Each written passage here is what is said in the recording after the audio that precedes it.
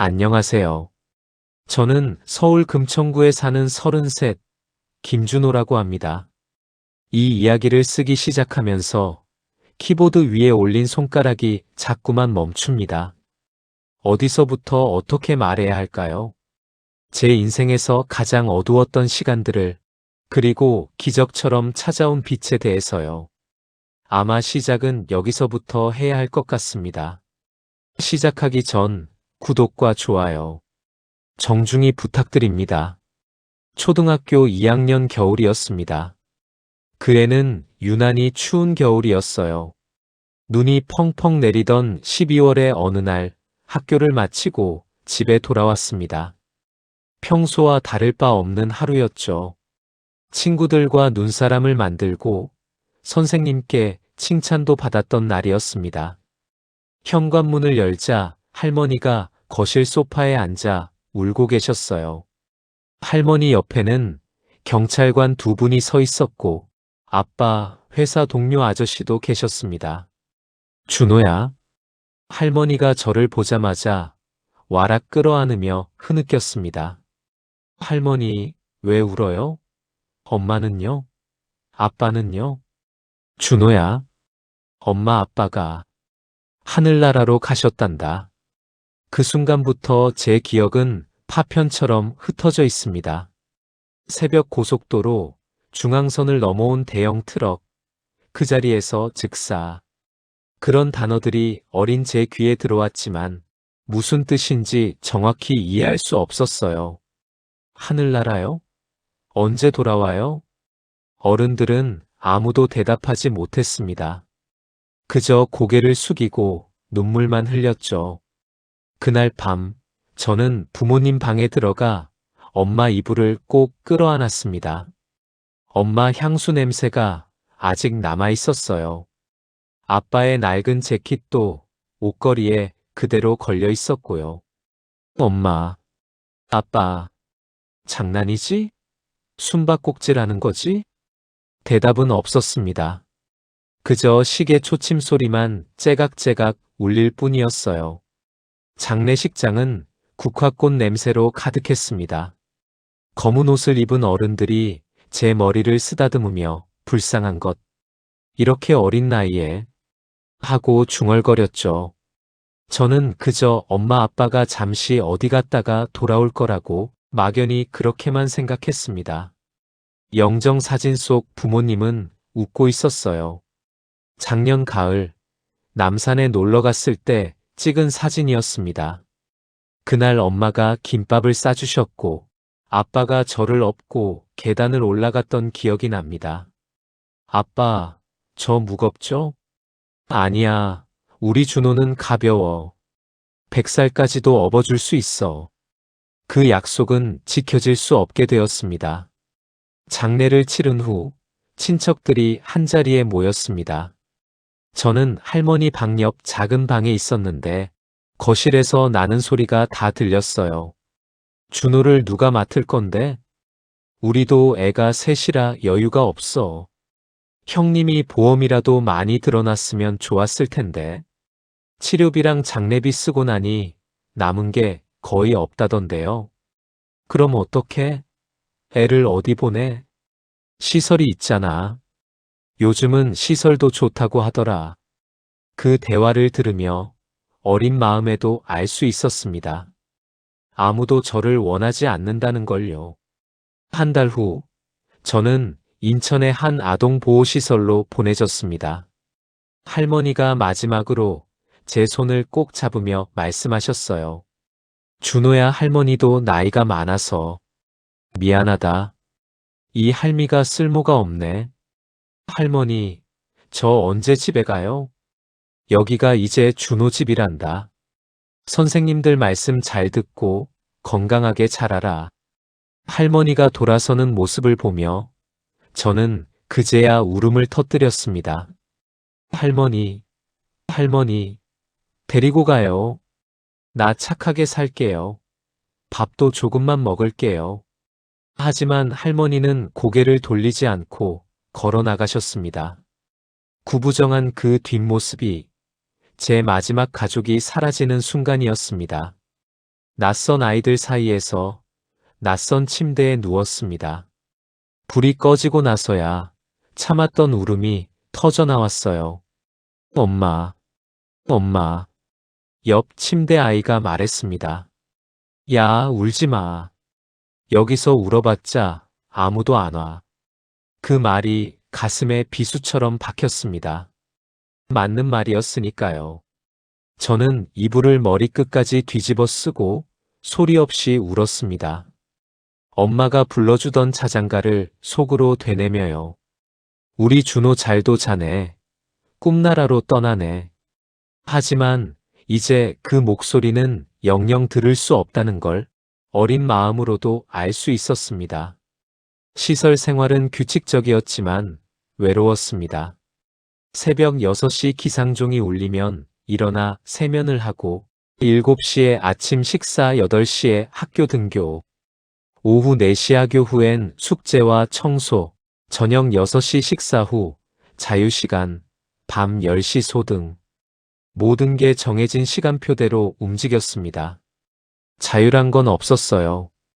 배고프다고 냉장고를 열 수도 없었고, 목마르다고 밤에 일어나 물을 마실 수도 없었습니다. 학교에서도 저는 점점 조용한 아이가 되었습니다. 친구들이 주말에 뭐 했어? 하고 물으면 대답할 말이 없었어요. 가족여행도 외식도 놀이공원도 제게는 없는 일들이었으니까요. 나는 그냥 시설에 있었어. 그러면 친구들은 하고 말끝을 흐렸습니다. 동정과 불편함이 섞인 표정으로요. 명절이 제일 힘들었습니다. 추석이나 설날이 되면 몇몇 아이들은 친척이나 후원자가 데리러 왔어요. 새 옷을 입고 기쁜 표정으로 손을 잡고 나가는 아이들을 보면서 남은 아이들은 텅 빈 강당에 모였습니다. 우리끼리라도 재미있게 놀자. 선생님이 밝게 말씀하셨지만 다들 알고 있었어요. 이건 위로가 안 된다는 걸요. TV에서는 온 가족이 모여 떡국을 먹고 윷놀이를 하는 장면이 나왔습니다. 할머니가 손주들에게 세뱃돈을 주고 아빠가 연을 날리고 화면 속 행복한 가족들을 보면서 저는 제 무릎을 꼭 끌어안았어요. 나도 저런 가족이 있었는데. 어느 추석날 원장 선생님이 조용히 제 옆에 앉으셨습니다. 준호야, 외롭지? 아니에요. 괜찮아요. 거짓말. 눈에 다 써 있어. 울고 싶으면 울어도 돼. 그 말에 참았던 눈물이 주르륵 흘러내렸습니다. 선생님, 저는 왜 혼자예요? 제가 뭘 잘못한 거예요?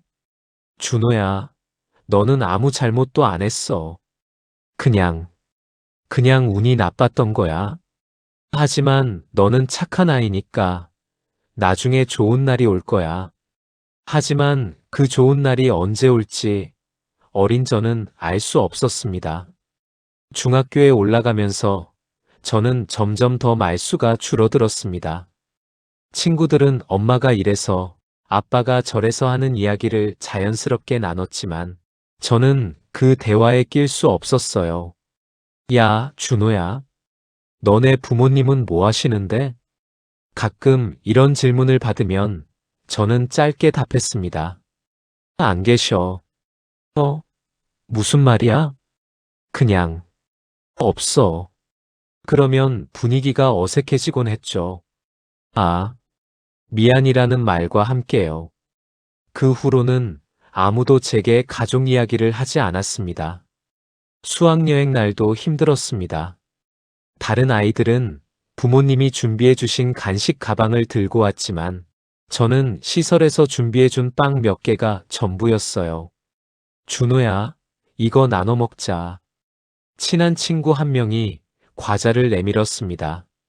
고마웠지만 동시에 초라했습니다. 받는 것만 하는 제 자신이요. 고등학교 때는 아르바이트를 시작했습니다. 시설에서는 용돈을 주긴 했지만 제 또래 친구들이 입는 옷이나 운동화를 사기엔 턱없이 부족했거든요.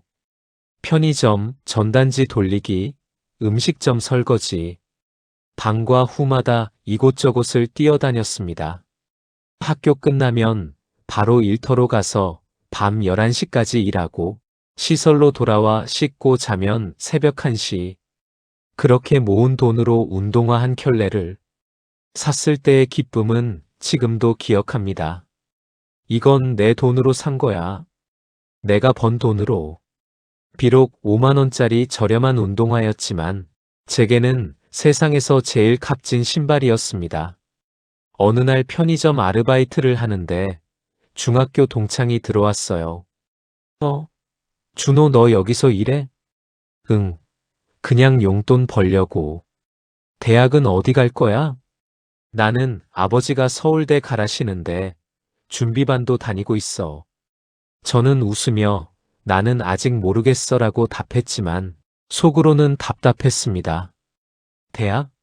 저에게 대학은 너무 먼 이야기였으니까요. 시설에서 나가면 당장 월세부터 벌어야 하는데 대학 등록금은 어떻게 마련한다는 건지. 그래, 넌 공부 잘하니까 장학금 받으면 되겠다? 친구는 가볍게 말했지만 장학금만으로는 생활비를 감당할 수 없다는 걸 저는 너무 잘 알고 있었습니다. 고3 겨울, 대학 입시를 포기하고 취업 준비를 하기로 결정했습니다. 선생님들이 아쉬워하셨지만 저는 현실을 선택해야 했어요. 준호야, 내 성적이면 충분히 대학 갈 수 있어. 장학금도 있고. 선생님, 괜찮아요. 저는 빨리 일하고 싶어요. 사실은 무서웠습니다. 대학 가서 친구들 따라다니다 보면 제가 얼마나 가진 게 없는 사람인지 더 명확해질 것 같았거든요. 19살이 되던 해, 드디어 저는 시설을 떠나야 했습니다. 성인이 되면 퇴소하는 게 규칙이었거든요. 원장 선생님이 제 손을 꼭 잡으며 말했습니다. 준호야, 세상은 내가 생각하는 것보다 냉정할 수 있어. 하지만 너는 착한 아이니까 언젠가 꼭 좋은 사람 만나 행복하게 살 거야. 감사합니다, 원장님. 그동안 키워주셔서. 제 목소리가 떨렸습니다. 비록 완벽하진 않았지만 이곳이 제게는 유일한 집이었으니까요. 이제 정말로 완전히 혼자가 되는 거구나 싶었습니다. 짐을 싸는데 손이 떨렸어요. 가방 하나에 들어가는 제 전 재산. 옷 몇 벌, 책 몇 권, 그리고 엄마가 마지막으로 사주신 인형 하나. 엄마, 나 이제 어떻게 살아야 해? 대답은 없었습니다. 시설을 나온 후 저는 구로의 한 고시원에 방을 얻었습니다. 2평도 안 되는 좁은 공간이었지만 제 돈으로 구한 첫 번째 공간이었어요. 보증금 50만 원, 월세 25만 원. 제가 한 달 동안 모은 돈을 거의 다 써야 했습니다. 방은 정말 작았습니다. 침대 놓으면 책상 놓을 자리도 없을 정도로요.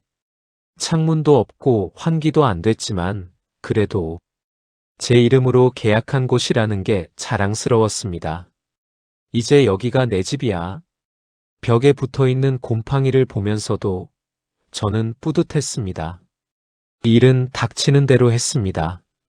낮에는 주유소에서 일하고 저녁엔 편의점 야간 알바, 주말엔 택배 상하차, 하루에 4시간씩 자면서 일했어요. 몸은 항상 피곤했지만 매달 통장에 돈이 조금씩 쌓이는 걸 보면 기뻤습니다. 100만 원, 150만 원, 200만 원. 통장 잔고가 늘어날 때마다 저는 조금씩 안정감을 느꼈어요. 언젠가는 나도 나만의 가정을 꾸릴 수 있겠지. 그게 제 유일한 꿈이었습니다. 따뜻한 집 함께 저녁을 먹을 수 있는 사람, 다녀왔어라고 말할 수 있는 곳. 돈이 많거나 큰 집이 필요한 게 아니었어요. 그저 혼자가 아닌 삶을 살고 싶었습니다. 25이 되던 해, 저는 교회를 다니기 시작했습니다. 신앙심이 깊어서가 아니라 주일마다 밥을 같이 먹는 사람들이 있다는 게 좋았어요. 예배 후 함께 식사하고 이야기 나누는 시간이 제게는 작은 위안이었습니다. 누군가와 함께 밥을 먹는다는 것. 그게 이렇게 행복한 일인 줄 처음 알았어요. 청년부 형 한 명이 특히 저를 잘 챙겨줬습니다. 준호야, 주중에 힘든 일 있으면 언제든 연락해. 감사합니다, 형. 우리가 가족이잖아. 교회 식구들끼리는 서로 돌봐야지. 가족이라는 단어. 그 말이 제 가슴에 따뜻하게 스며들었습니다. 그러던 어느 토요일이었습니다. 준호야, 너 여자친구 있어? 아니요, 형. 없는데요. 그럼 소개팅 한번 해볼래? 우리 교회 자매 중에 정말 좋은 사람 있는데. 성격도 착하고 신앙도 좋고. 제 심장이 두근거리기 시작했습니다. 소개팅이라니. 저 같은 사람이 누군가를 만날 수 있을까요? 저 같은 사람이 괜찮을까요? 저 아무것도 가진 게 없는데. 무슨 소리야? 너 성실하고 착하잖아. 그게 제일 중요한 거야. 한번 만나봐. 일주일 후, 저는 떨리는 마음으로 소개팅 장소로 향했습니다. 소개팅 장소는 교회 근처 카페였습니다. 토요일 오후 3시, 저는 30분 일찍 도착해서 자리에 앉아 기다렸어요. 새로 산 셔츠를 입고 머리도 단정하게 정리했습니다. 손에 땀이 나고 심장이 빠르게 뛰었어요. 어떤 사람일까? 내가 고아라는 걸 알면 어떻게 반응할까? 처음부터 말해야 하나, 나중에 말해야 하나. 온갖 생각이 머릿속을 스쳐 지나갔습니다. 그때 카페 문이 열리며 한 여자가 들어왔습니다. 흰색 블라우스에 청바지를 입었고 긴 머리를 뒤로 묶은 단정한 모습이었어요. 주변을 둘러보던 그녀와 눈이 마주쳤고 그녀가 미소 지으며 다가왔습니다. 준호 씨 맞으시죠? 저 이혜진이에요. 네, 안녕하세요. 김준호입니다. 악수를 나누며 마주 앉았습니다. 그녀의 눈은 맑았고 웃을 때 입꼬리가 살짝 올라가는 게 귀여웠어요. 커피를 주문하고 이런저런 이야기를 나누기 시작했습니다. 준호 씨는 무슨 일 하세요? 지금은 건설자재 회사에서 일하고 있어요. 사무직이에요. 아, 그렇구나. 일은 재미있으세요? 네, 괜찮아요. 혜진 씨는요? 저는 병원에서 간호조무사로 일하고 있어요. 환자분들 돌보는 일이요. 대화가 자연스럽게 흘러갔습니다. 혜진은 말을 잘 들어주는 사람이었어요. 제가 무슨 말을 해도 고개를 끄덕이며 관심 있게 들어줬습니다.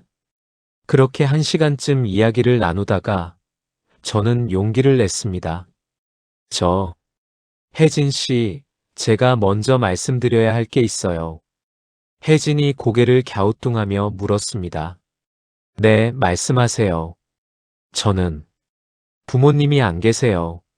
어릴 때 교통사고로 돌아가셔서 보호시설에서 자랐습니다. 그래서 집안도 없고 부모님도 소개해드릴 수 없어요. 그게 괜찮으실까요? 제 목소리가 점점 작아졌습니다. 이제 그녀가 표정을 굳히고 아 그렇구나 하며 시계를 보거나 핸드폰을 만지작거릴 거라고 예상했어요. 그동안 그래왔으니까요. 하지만 혜진의 반응은 완전히 달랐습니다. 그래서요? 네. 그래서 뭐가 문제예요? 그건 준호 씨 잘못도 아니고 준호 씨가 어떤 사람인지와는 상관없는 일이잖아요. 순간 가슴이 뭉클했습니다. 제 눈가가 뜨거워졌어요. 혜진이 조용히 말을 이었습니다. 저희 엄마도 많이 아프셨어요. 암 투병을 오래 하셨거든요. 어릴 때부터 병원을 자주 다니면서 친구들이 놀러 나갈 때 저는 병실에 있었던 적이 많았어요. 학교 행사도 엄마가 못 오시는 경우가 많았고요. 다들 불쌍하다고 했지만 그렇다고 제가 나쁜 사람이 되는 건 아니잖아요. 준호 씨도 마찬가지라고 생각해요. 그 말에 저는 고개를 끄덕였습니다. 말문이 막혔어요. 이렇게 담담하게 제 아픔을 받아들여주는 사람이 있다는 게 신기했습니다. 혜진 씨, 그렇게 말씀해 주셔서 정말 고맙습니다. 뭐요? 당연한 말을 했을 뿐이에요. 사람은 과거로 평가받는 게 아니라 지금 어떤 사람인지로 평가받아야 한다고 생각해요. 그날 우리는 3시간을 이야기했습니다. 혜진은 간호조무사로 일하면서도 취미로 피아노를 치고 고양이를 좋아하며 요리하는 걸 즐긴다고 했어요. 저는 제가 좋아하는 영화나 책 이야기를 나눴고 혜진은 재미있다는 듯 웃으며 들어줬습니다. 준호 씨는 책을 많이 읽으시나 봐요. 이야기하시는 게 재미있어요. 고시원에서 혼자 있을 때 책 읽는 게 낙이에요. 외롭지 않으세요? 가끔은요. 하지만 익숙해졌어요. 혜진이 조용히 말했습니다. 이제는 외롭지 않으셨으면 좋겠어요. 그 말에 제 심장이 쿵 하고 내려앉았습니다. 카페를 나서며 혜진이 말했습니다. 준호 씨, 다음에 또 만나요. 오늘 정말 즐거웠어요. 저도요. 정말 감사합니다, 혜진 씨. 뭐가 감사해요? 저도 좋았어요. 다음 주 토요일에 시간 되세요? 네, 됩니다. 너무 큰 목소리로 대답해서 혜진이 웃었습니다. 그날 밤 고시원으로 돌아와 침대에 누웠습니다. 창문 없는 좁은 방이었지만 제 마음은 환했어요. 나도 이제 누군가와 함께 할 수 있을까? 핸드폰을 보니 혜진에게서 문자가 와 있었습니다. 오늘 만나서 반가웠어요. 다음 주가 벌써 기대되네요. 저는 문자를 몇 번이나 읽고 또 읽었습니다. 그렇게 우리는 만나기 시작했습니다. 주말마다 만나 영화를 보거나 공원을 산책했어요. 혜진은 제가 힘들어할 때 괜찮아요. 천천히 하면 돼요라고 말해줬고, 제가 고민을 털어놓으면 진지하게 들어줬습니다. 준호 씨, 많이 힘들었겠어요. 괜찮아요. 다 지나간 일이에요. 아니에요. 괜찮을 리가 없어요. 많이 외로웠을 것 같아요. 혜진이 제 손을 꼭 잡아줬습니다. 누군가의 온기가 이렇게 따뜻한지 처음 알았어요. 6개월쯤 만났을 때 저는 한강공원에서 혜진에게 고백했습니다. 해가 지고 있었고 노을이 아름다웠어요. 혜진 씨, 혜진 씨를 정말 좋아합니다. 저는 부족한 사람이지만 혜진 씨랑 가정을 꾸리고 싶어요. 제가 잘해드릴게요. 평생 소중하게 모시겠습니다. 혜진이 눈물을 글썽이며 웃었습니다. 저도 그런 마음이었어요, 준호 씨. 저도 준호 씨를 많이 좋아해요. 우리는 손을 꼭 잡았습니다. 그 순간 제게는 세상이 다 제 것 같았어요. 드디어 나도 가족을 만들 수 있구나. 하지만 행복은 오래가지 않았습니다. 혜진이 조심스럽게 말했습니다. 준호 씨, 그런데 우리 엄마한테 인사드려야 할 것 같아요. 네, 당연하죠. 근데 엄마가 성격이 좀 까다로우세요. 미리 말씀드리는 게 좋을 것 같아서. 그때부터 불길한 예감이 들기 시작했습니다. 혜진의 어머니를 처음 만난 날을 잊을 수 없습니다. 지하철역 근처에 있는 정간의 곰탕이라는 식당이었어요. 낡은 간판에 페인트가 벗겨졌지만 점심시간이면 줄이 길게 늘어선다는 소문난 맛집이었죠. 혜진과 함께 가게에 들어갔을 때 카운터 뒤에서 한 여자가 저를 쳐다봤습니다. 50대 중반쯤 되어 보였고 날카로운 눈매에 입술이 일자로 굳어 있었어요. 엄마, 이 사람이 제가 말씀드렸던 앉아. 어머니의 첫 마디는 짧고 차가웠습니다. 저는 조심스럽게 자리에 앉으며 깊게 인사했습니다. 처음 뵙겠습니다. 김준호라고 합니다. 혜진 씨를 정말 좋아합니다. 어머니는 제 얼굴을 위아래로 훑어보더니 물었습니다. 부모는? 네. 어릴 때 교통사고로 돌아가셨습니다. 그래, 고아구나. 그 한마디에 제 심장이 철렁 내려앉았습니다. 고아라는 단어가 이렇게 무겁게 느껴진 적이 없었어요. 형제는? 없습니다. 친척은? 연락하는 친척은? 없습니다. 집은 있어? 지금은 고시원에서 살고 있습니다. 결혼하면 전세를 얻을 계획입니다. 전세? 전세금은 있어? 지금 모으고 있습니다. 3년 정도 더 모으면. 어머니가 코웃음을 쳤습니다. 3년? 그동안 우리 딸은 기다리고 있으라고? 직장은 뭐라고 했지? 건설자재 회사에서 일하고 있습니다. 건설자재? 그런 데가 언제 망하고 잘릴지도 모르는데. 재산은? 아직? 저축한 게 800만 원 정도입니다. 800? 그게 다야? 어머니가 한숨을 푹 쉬었습니다. 혜진아, 잠깐 나와봐. 혜진과 어머니가 가게 밖으로 나갔습니다. 유리창 너머로 어머니가 뭔가 화난 표정으로 말하고 혜진이 고개를 숙이는 모습이 보였어요. 10분 후 둘이 다시 들어왔습니다. 혜진의 눈이 빨갛게 부어 있었어요. 어머니가 국밥을 상에 놓으며 말했습니다. 먹어. 감사합니다. 식사 내내 어머니는 제게 단 한마디도 하지 않았습니다. 대신 혜진에게만 계속 물었죠. 이런 애가 뭐가 좋다고 결혼을 하겠다는 거니? 부모도 없고, 뒤 봐줄 사람도 없고, 돈도 없는 사람을 어떻게 믿어? 혜진이 작은 목소리로 답했습니다. 엄마, 준호 씨는 착한 사람이에요. 성실하고 성격도 좋고. 착하면 뭐해? 밥이 나와? 착한 게 뭘 먹여 살려? 내가 이혼하고 혼자 너 키우는 게 얼마나 힘들었는지 알아? 내가 좀 더 나은 사람 만나서 편하게 살기를 바라는 건데 왜 하필? 어머니가 말끝을 흐렸습니다. 저는 국물을 떠먹으며 고개를 숙였습니다. 목구멍으로 음식이 넘어가지 않았어요. 국물 맛도 느껴지지 않았습니다. 식사를 마치고 나올 때 어머니가 혜진에게만 말했습니다. 다시 생각해봐. 너한테 더 좋은 사람 많아. 교회 오빠들 중에도 괜찮은 사람 있잖아.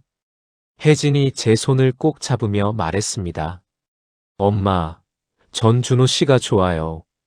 내 인생이니 내 마음대로 해. 하지만 나중에 후회하지 마. 내가 반대한 거 잊지 말고. 돌아오는 버스 안에서 혜진이 미안한 얼굴로 말했습니다. 준호 씨, 정말 미안해요. 엄마가 원래 성격이 좀 강하세요. 괜찮아. 나도 이해해. 딸을 생각하시는 거니까. 엄마가 이혼하고 혼자 저 키우시면서 고생 많이 하셨거든요. 그래서 저한테 유독 더 까다로우세요. 그래도 너무 섭섭하긴 하네. 혜진이 제 손을 더 꽉 잡았습니다. 조금만 기다려줘요. 제가 엄마 설득할게요. 준호 씨가 얼마나 좋은 사람인지 보여드릴게요. 하지만 속으로는 불안했습니다. 이 결혼 정말 괜찮을까? 그럼에도 불구하고 혜진과 저는 결혼을 결심했습니다. 6개월간의 설득 끝에 교회 목사님이 중재에 나서주셨고 어머니도 마지못해 승낙했어요. 알아서 해. 내가 반대해도 너희가 할 거잖아. 단 나는 모른다. 결혼식에도 안 갈 거야. 혜진이 울면서 매달렸습니다. 엄마, 그러지 마. 결혼식만이라도 와주세요. 결국 어머니는 결혼식에 참석하긴 했지만 내내 표정이 굳어 있었습니다. 결혼식은 작은 예식장에서 조촐하게 치렀습니다. 제 쪽 하객은 시설 원장님과 교회분들 뿐이었지만 그래도 행복했어요. 준호 씨, 이제부터는 우리가 가족이에요. 평생 함께해요. 혜진이 제 손을 잡고 웃던 모습, 아직도 생생합니다. 하지만 행복은 일주일도 가지 못했습니다. 결혼 일주일 후, 어머니에게서 전화가 왔습니다. 준호야, 내일부터 가게 나와라. 우리 식구가 됐으면 일 도와야지. 아, 네. 출근 전에 아침 일찍 도와드리면 될까요? 지금 회사 다니고 있어서. 출근? 그까짓 회사 그만두고 여기서 일해. 내가 니들 먹여 살릴 테니까. 월급쟁이 해봤자 얼마나 버냐? 내 가게에서 일하면서 배우는 게 나아. 혜진과 상의했지만 혜진도 어머니를 설득할 수 없었습니다. 여보, 미안해. 엄마 성격 알잖아. 고집이 세서. 조금만 도와주자. 나중에 우리 따로 나가면 되니까. 하지만 회사는. 미안해. 조금만 참아줘. 결국 저는 회사를 그만두고 정관의 곰탕의 직원이 되었습니다. 4대 보험 다 되는 안정적인 직장이었는데 첫 출근 날 새벽 4시에 일어나 시장에 갔습니다. 어머니가 운전하는 봉고차를 타고 가서 사골, 양지, 각종 채소를 샀어요.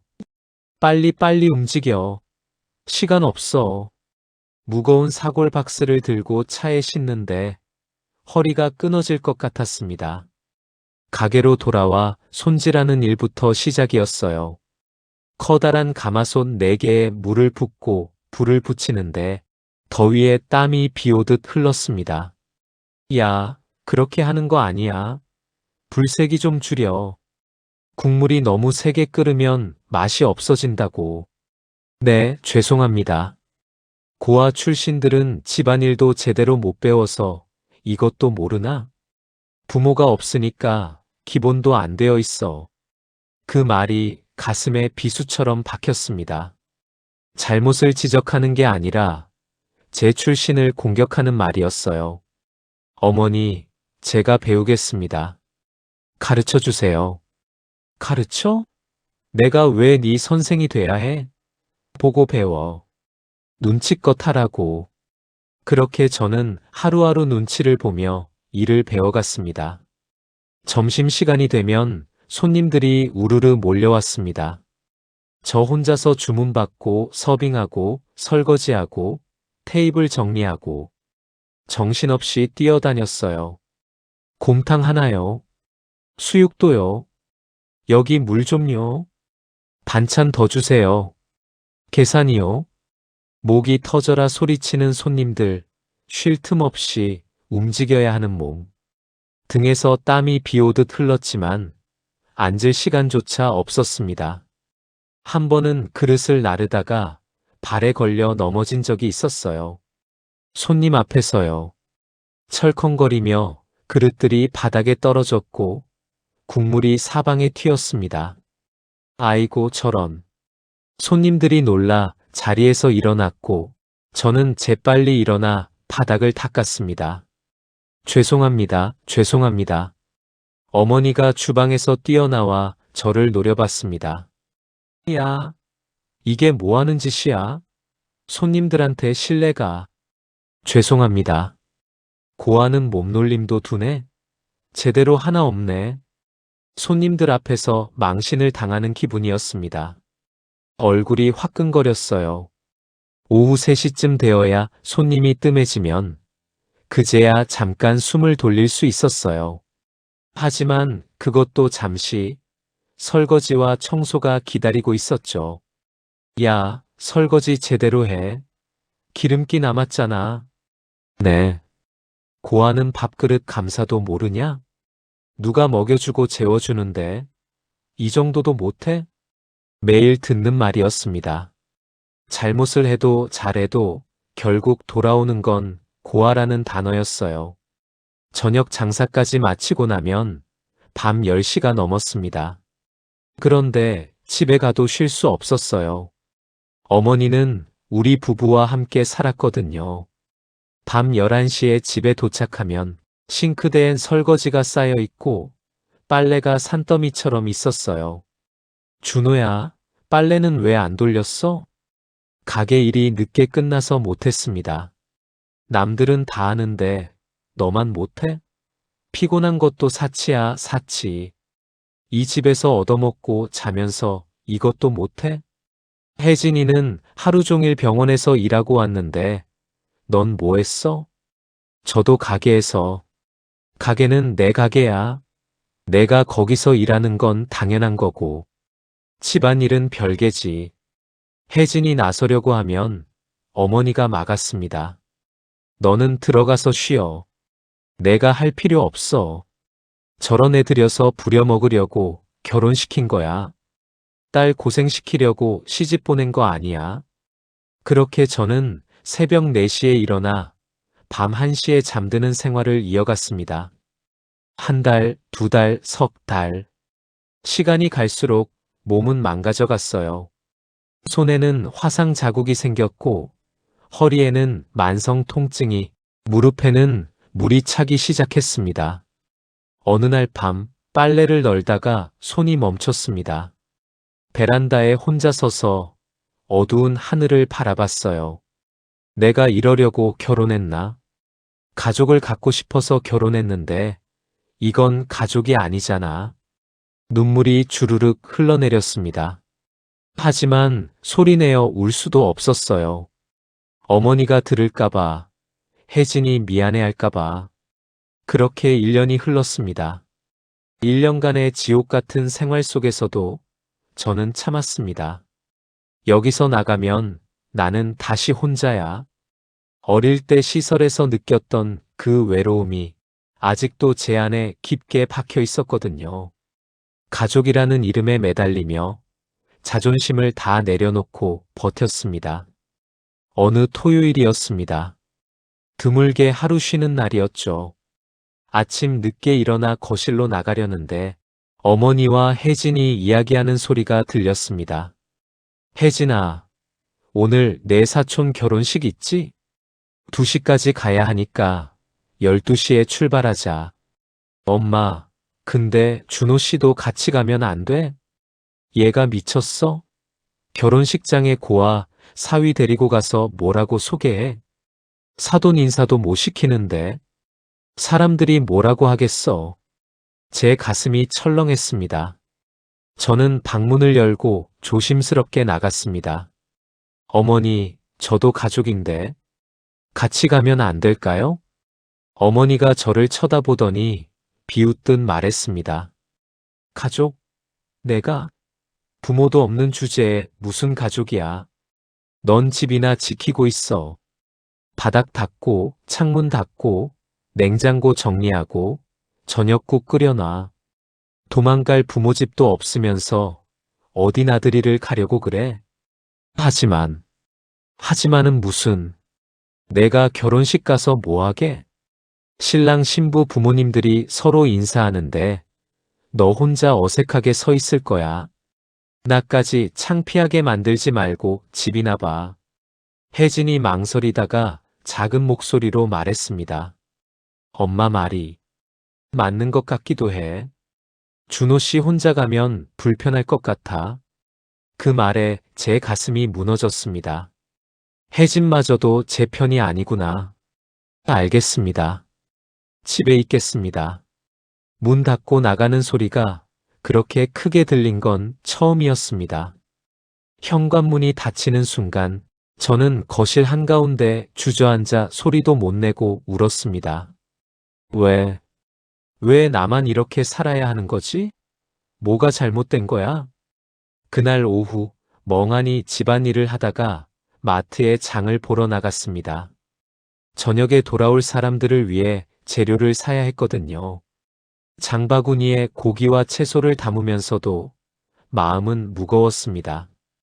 나는 정말 가족이 아닌 걸까? 그저 부려먹을 하인일 뿐인 걸까? 집으로 돌아오는 골목길에서 이상한 광경을 봤습니다. 한 노신사가 벽에 기대어 서 있었는데 얼굴이 창백하고 손이 덜덜 떨리고 있었어요. 양복을 단정하게 입었지만 이마에는 식은땀이 흐르고 있었습니다. 지나가는 사람들은 한번 쳐다보고는 고개를 돌리며 빨리 지나갔습니다. 술 취했나 보다. 저런 사람 건드리지 마. 하지만 이상하게도 저는 그냥 지나칠 수가 없었습니다. 제 과거가 그랬기 때문일까요? 도움이 필요해도 누구 하나 손 내밀어 주지 않던 그때의 제가 떠올랐습니다. 저도 모르게 발걸음을 멈췄어요. 저기, 괜찮으세요?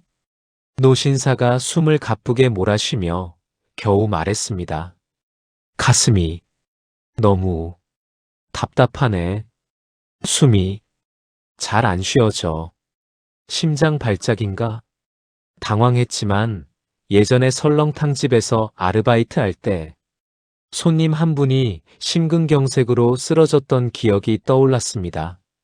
잠깐만요. 제 집이 바로 앞인데. 119 불러드릴게요. 저는 장바구니를 한 손으로 들고 다른 한 손으로 노신사를 부축해 겨우 집으로 모셨습니다. 현관문을 열고 거실 소파에 눕히며 재빨리 119에 전화를 걸었어요. 여보세요? 심장 발작으로 보이는 분이 계신데요. 빨리 와주세요. 물을 드리고 창문을 열어 환기시키고 구급대가 올 때까지 곁을 지켰어요. 괜찮으세요? 조금만 참으세요. 구급차가 곧 와요. 노신사가 제 손을 약하게 잡았습니다. 고맙네. 10분 후 구급대원이 도착해 노신사의 상태를 살폈습니다. 협심증 발작으로 보이는데요. 다행히 위급한 상황은 넘겼지만 병원에서 정밀 검사 받으셔야 해요. 노신사를 들것에 싣기 전 그분이 제 손을 꼭 잡았습니다. 고맙네. 자네 이름이 뭐지? 김준호입니다. 김준호 씨. 난 홍영석이라고 하네. 오늘 자네 덕분에 목숨을 건진 것 같아. 정말 고맙네. 괜찮으세요? 당연한 일입니다. 빨리 쾌유하시길 바랍니다.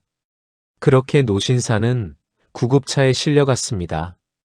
저는 문을 닫고 거실에 앉았습니다. 갑자기 눈물이 났어요. 나는 남을 도울 수 있는데 왜 내 가족은 나를 이렇게 대할까? 그때는 몰랐습니다. 이 만남이 제 인생을 완전히 바꿀 거라는 걸요. 며칠 후 가게에서 저녁 장사를 마무리하고 있었습니다. 어머니가 계산대에서 돈을 세고 있었는데 갑자기 고함을 질렀어요. 야, 돈이 안 맞아. 30만 원이 부족해. 제 심장이 쿵 내려앉았습니다. 엄마, 계산 다시 해봐. 실수하신 거 아니야? 내가 언제 틀려봤어? 20년 넘게 장사하면서 돈 계산 틀린 적 없어. 분명히 돈이 없어졌다고. 어머니의 시선이 제게 향했습니다. 준호야, 오늘 카운터 쪽에 내가 지나갔지? 설거지하다가 물티슈 좀 가지러 갔습니다. 그런데 금고는 만지지도 않았고 비밀번호도 모르는데요. 고아들이 남의 눈치 보며 살다가 이런 짓도 잘하잖아. 몰래 비밀번호 훔쳐봤을 거 아니야? 돈 훔친 거 아니냐? 어머니, 진짜 아닙니다. 제가 왜 돈을 훔칩니까? 왜? 쉬운 돈 맛보고 싶어서 그랬겠지. 먹여주고 재워주는 것만으로도 감사해야 할 놈이 이제는 내 피 같은 돈까지 가져가. 그때 어머니가 제게 다가와 뺨을 때렸습니다.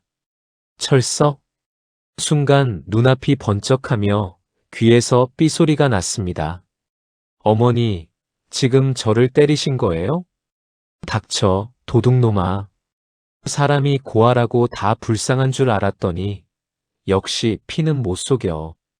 부모 없는 것들은 원래 이래. 저는 혜진을 바라봤습니다. 혜진이 뭔가 말할 듯 입을 뗐지만 어머니가 먼저 소리를 질렀습니다. 혜진아, 너까지 속지 마. 저런 애는 꼭 이렇게 사고 치고야 마는 거야. 없이 자란 사람들은 원래 그래. 혜진의 눈빛이 흔들렸습니다. 그리고 결국 고개를 떨구더군요. 준호 씨, 정말 안 한 거지? 그 질문에 제 마음이 무너졌습니다. 혜진마저도 저를 의심하는구나. 혜진아, 나는 안 했어. 정말이야? 그럼 엄마가 계산 실수하신 거겠지. 얼마 후 어머니는 제 머리채를 움켜쥐었습니다. 꺼져. 당장 내 가게, 내 집에서 꺼져. 도망갈 부모도 없는 고아 주제에 어디서 눈을 부라리고 있어? 거리에서 자든 다리 밑에서 자든 내 눈앞에서만 사라져. 그렇게 저는 가게 앞 골목으로 내동댕이 쳐졌습니다. 무릎이 바닥에 긁혀 피가 나는데도 아무도 말리는 사람은 없었습니다. 지나가던 사람들도 그저 구경만 할 뿐이었어요. 저는 바닥에 주저앉아 멍하니 하늘을 바라봤습니다. 이제 정말 끝인가? 그때였습니다. 조용하던 골목에 검은색 세단 한 대가 미끄러지듯 들어왔습니다. 차문이 열리고 익숙한 얼굴이 내렸습니다. 바로 며칠 전 제가 119를 불러줬던 그 노신사, 홍영석 회장님이었습니다. 회장님의 눈빛은 차가웠습니다. 평소의 온화한 모습과는 완전히 달랐어요. 오랜만이군, 정미자 씨. 어머니의 얼굴이 순식간에 하얗게 질렸습니다. 저 아세요? 사람 잘못 보신 것 같은데. 회장님이 차갑게 웃었습니다. 사람을 잘못 볼 수는 있어도 내 인생을 망친 사람 얼굴은 평생 못 잊지. 20년을 찾아 헤맸어. 주변이 조용해졌습니다. 어머니가 뒷걸음질 쳤어요. 회장님이 말을 이어갔습니다. 20년 전 나는 인천에서 작은 제조업 회사를 운영했어. 플라스틱 부품 만드는 회사였지. 그때 격리로 들어온 여자가 있었어. 이혼한 홀엄마라길래 같은 고아 출신으로서 마음이 약해져서 특별히 잘해줬지. 어머니가 고개를 저었습니다. 그게 제가 아닌데요. 회사 확장을 위해 모아둔 자금 5억.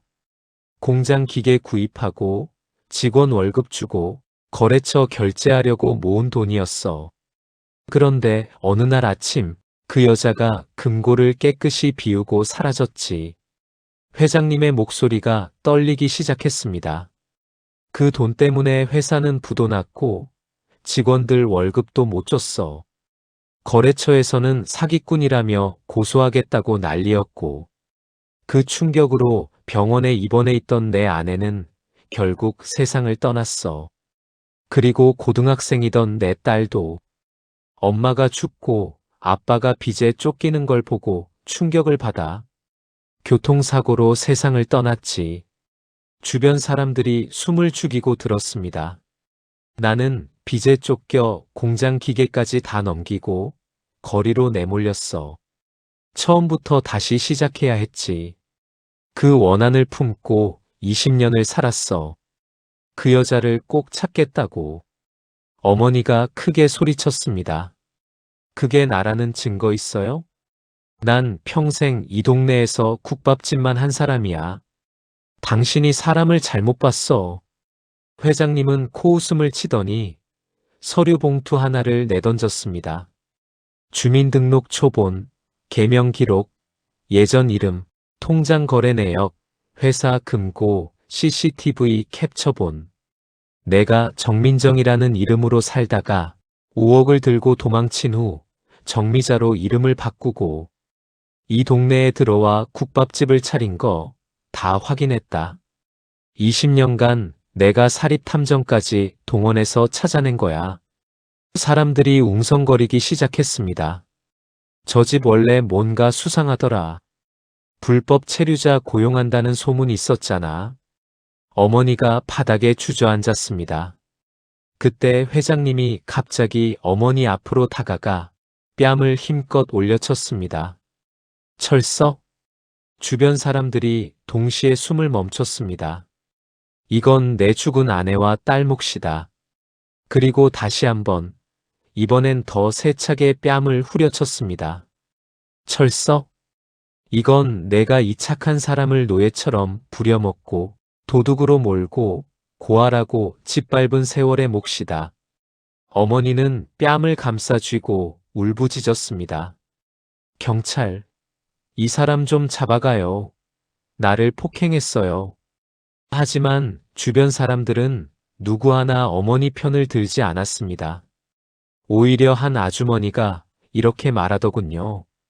아까까지만 해도 사위를 도둑놈 취급하더니 정작 도둑은 본인이었네. 인과응 보구만. 회장님은 제게 다가와 손을 내밀었습니다. 준호 씨, 일어나요. 이제 여기서 벗어날 시간입니다.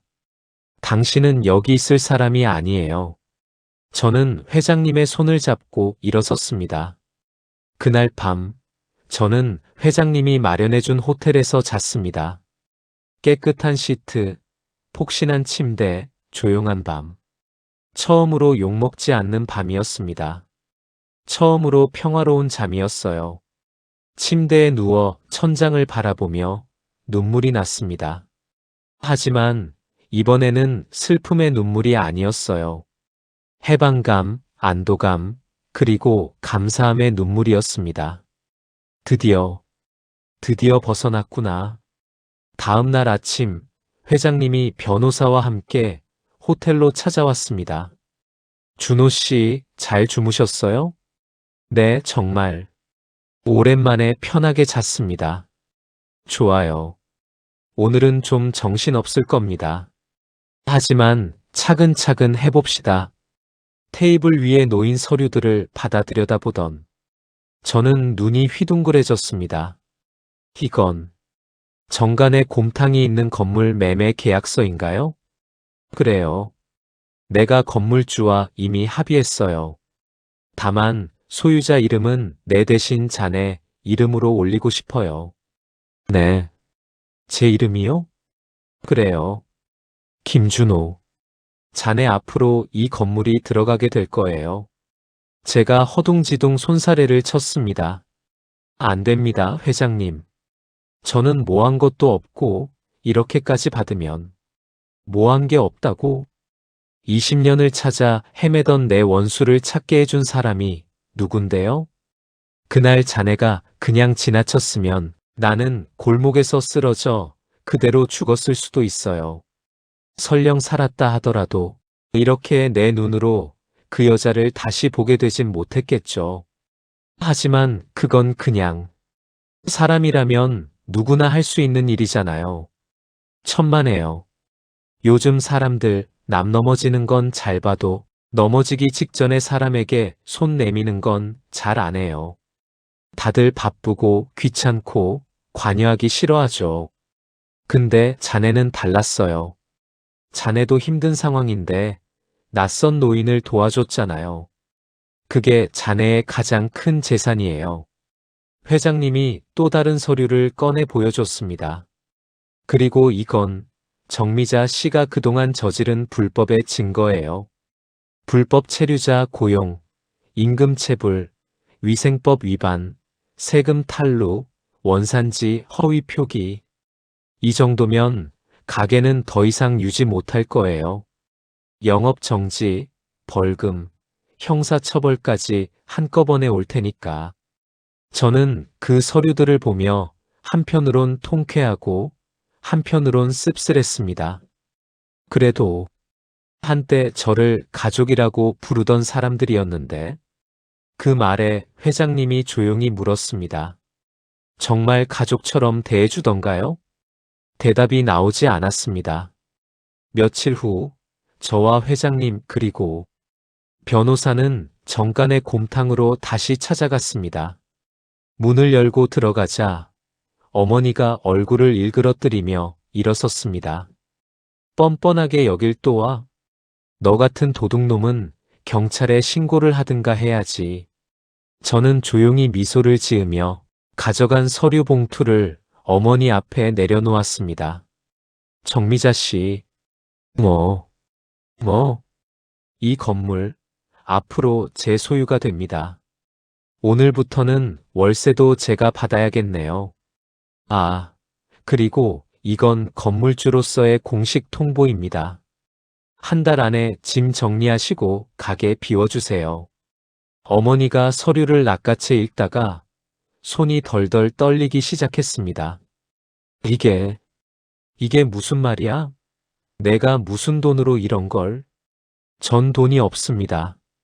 하지만 제가 아는 어떤 분이 자신의 생명을 살려준 사람에게 건물 한 채쯤은 줄 수 있다고 하시더라고요. 그때 혜진이 주방에서 여보, 이게 다 뭐야? 엄마 말이 사실이야? 엄마가 정말 그런 일을. 혜진아, 여보라고 부르는 건 이제 그만하자. 제가 가방에서 또 다른 서류를 꺼냈습니다. 이건 우리가 쓸 이혼 서류야. 혜진 얼굴에 충격이 밀려왔습니다. 이혼? 그래. 너는 내가 새벽에 나가서 밤늦게 들어와도 엄마에게 욕먹고 맞는 걸 봐도 단 한 번도 내 편에 서지 않았어. 그게 내 선택이었으니까 나도 이제 내 선택을 할게. 혜진이 울먹이며 다가와 제 팔을 붙잡았습니다. 준호 씨, 나도 힘들었어. 엄마랑 부딪히는 게 너무 무서웠어. 그래도 우리 같이 버텨보면 안 돼? 나도 이제 달라질게. 준호 씨 편에 설게. 늦었어, 혜진아. 진작에 그랬어야지. 이제는 믿을 수 없어. 옆에 있던 변호사가 조용히 끼어들었습니다. 김준호 씨 휴대폰에 폭언과 폭행 장면이 녹음 녹화된 자료가 다 있습니다. 부당노동, 가정폭력, 명예훼손까지 모두 걸 수 있죠. 정식으로 소송으로 가도 충분히 유리합니다만 그래도 합의 이혼으로 끝내는 게 서로에게 좋을 겁니다. 남편과 어머니가 한꺼번에 흔들리는 상황에서 혜진은 결국 바닥에 주저앉아 울기 시작했습니다. 엄마, 우리가 잘못한 거야. 우리. 하지만 어머니는 여전히 제게 이를 갈며 외쳤습니다. 덕도 없는 고아 새끼 하나 들였더니 집도, 가게도, 딸도 다 빼앗아가네. 천벌 받을 놈. 그때였습니다. 가게 문이 벌컥 열리며 사람들이 우르르 들어왔습니다. 서울 출입국 외국인청에서 나왔습니다. 구청 위생과입니다. 위생 점검 나왔습니다. 노동청입니다. 퇴직금 및 임금 체불 관련 진정이 접수됐습니다. 어머니 얼굴이 순식간에 하얗게 변했습니다. 저희 그런 거 안 했는데요. 하지만 예전에 같이 일하다가 어느 날 갑자기 잘려나간 아주머니들이 하나둘씩 가게 안으로 들어오며 말했습니다. 사장님, 그만 거짓말하세요. 우리 몇 년 동안 최저임금도 안 되는 돈 받으면서 일했잖아요. 퇴직금 달라니까 가족이라고 생각해라면서 안 주셨죠. 베트남에서 온 언니, 칼에 손가락 베어서 피 흘리는데 손님 앞에서 쇼하지 말라며. 그냥 일 시킨 것도 우리가 다 봤어요. 출입국 직원이 서류를 꺼내 읽었습니다. 불법 체류자 4명 고용, 임금체불, 휴게시간 및 주휴수당 미지급. 관련 진술과 증거가 확보된 상태입니다. 사업장 폐쇄 및 벌금 처분이 내려질 예정입니다. 위생과 직원은 냉장고를 열어보더니 얼굴을 찌푸렸습니다. 유통기한 지난 육류, 재사용한 김치, 원산지 속여서 표기한 정황까지 다 찍었습니다. 즉시 영업 정지합니다. 노동청 직원이 마지막으로 말했습니다. 체불 임금 총액은 3,800만 원. 지금 당장 지급 의사가 없으시면 형사 고발 절차 진행하겠습니다. 어머니는 결국 바닥에 주저앉아 울부짖었습니다. 혜진아, 내 남편 좀 말려봐라. 이게 다 그놈이 날 망하게 하려고 꾸민 일이다. 그때 혜진이 조용히 고개를 떨구며 말했습니다. 엄마, 이건 우리가 자초한 일이야. 이제 그만. 인정하자. 저는 깊게 숨을 들이쉬고 마지막 말을 건넸습니다. 그리고 혜진아, 우리 인연도 여기까지인 것 같다.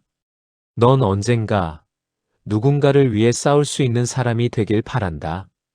적어도 내가 그랬듯 그냥 맞고만 서 있는 사람은 되지 말고. 그 말을 남기고 저는 회장님과 함께 가게를 나왔습니다. 골목을 걸으며 뒤를 돌아보지 않았습니다. 이제 정말로 새로운 시작이었으니까요. 1년 후 정간에 곰탕이 있던 그 자리는 이제 준호의 브런치라는 작은 카페로 바뀌었습니다. 고소한 커피 향과 갓 구운 빵 냄새가 매장을 가득 채웠어요. 예전의 무거운 사골 냄새와는 완전히 다른 따뜻하고 아늑한 분위기였습니다. 벽 한쪽에는 회장님과 제가 같이 찍은 사진이 걸려 있습니다.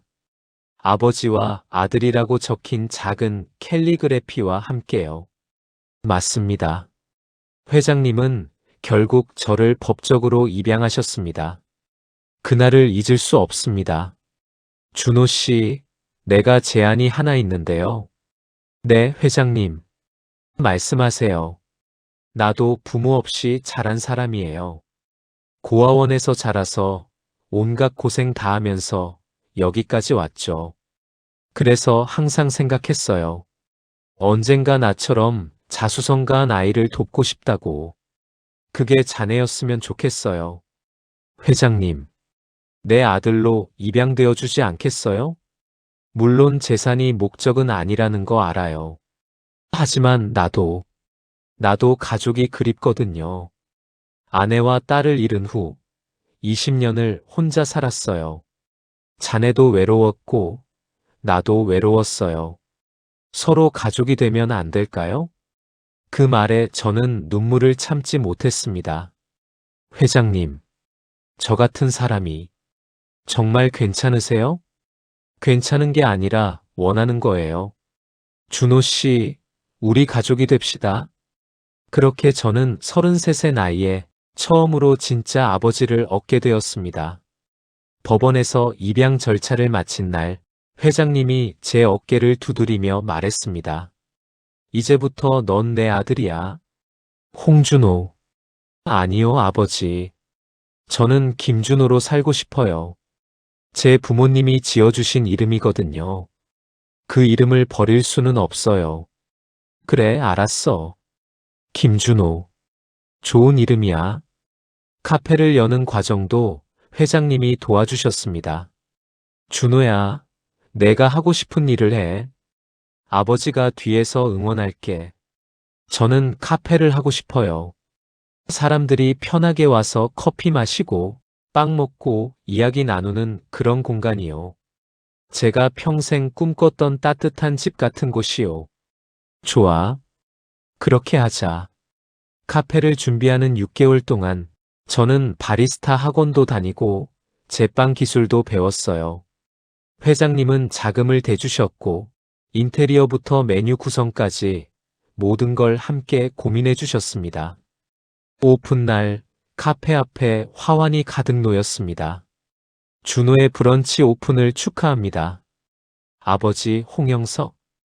그 화환을 보며 저는 또 눈물을 흘렸습니다. 아버지. 그 단어가 이렇게 따뜻할 수 있다는 걸 33세 처음 알았습니다. 지금 이 순간 어느 화창한 토요일 오후 회장님이 카페에 들르셨습니다. 아버지, 오늘은 산미 있는 원두로 드셔보세요. 에티오피아산인데 정말 맛있어요. 그래, 우리 아들이 내려주는 건 다 맛있지. 창밖으로 햇살이 비쳤습니다. 손님들이 웃으며 이야기를 나누고 아이들이 케이크를 먹으며 행복해하는 모습이 보였어요. 가게를 가득 채운 웃음소리를 들으며 문득 그런 생각이 들었습니다. 정말 기적 같은 일이구나. 한때 저는 고아라는 단어 하나 때문에 세상에서 제일 하찮은 존재 취급을 받았습니다. 하지만 이제는 압니다. 사람을 결정짓는 건 출신이 아니라 어떤 선택을 하며 살아왔는가라는 걸요. 그날 골목에서 쓰러지던 노신사를 그냥 지나쳤다면 지금 이 기적 같은 하루는 제 것이 아니었을 겁니다. 준호야, 회장님이 커피를 마시며 말했습니다. 행복하니? 네, 아버지. 정말 행복해요. 나도 행복하다. 너 같은 아들을 만나서. 그 말에 제 눈가가 또 뜨거워졌습니다. 가끔 혜진에게서 연락이 옵니다. 준호 씨, 정말 미안해요. 제가 잘못했어요. 다시 시작할 수 없을까요? 하지만 저는 정중히 거절합니다. 혜진 씨도 행복하게 살기를 바랄게요. 하지만 우리는 여기까지예요. 과거는 과거일 뿐입니다. 이제 저에게는 새로운 가족이 있고 새로운 인생이 있으니까요. 혹시 이 사연을 듣고 계신 분들 중에 저처럼 나는 혼자다, 나는 가진 게 없다라고 생각하는 분이 계시다면 조심스럽게 말씀드리고 싶습니다. 정말 마지막 순간까지 버티다 보면 생각지도 못한 곳에서 손 내밀어주는 사람이 나타날 수도 있습니다. 그리고 그 손을 붙잡을 수 있게 해주는 건 우리 마음 한구석에 남아있는 선함입니다. 저는 제 삶으로 확인했습니다. 선한 마음 하나가 인생을 완전히 바꿀 수 있다는 걸요. 긴 사연 끝까지 함께 해주셔서 정말 감사합니다. 여러분 모두 자기 자신을 포기하지 마시고 언제 어디에서든 누군가에게 먼저 손 내밀 수 있는 사람이 되시길 진심으로 기도합니다. 그리고 기억하세요. 가족은 피가 아니라 마음으로 만들어지는 것임을요. 들어주셔서 감사합니다.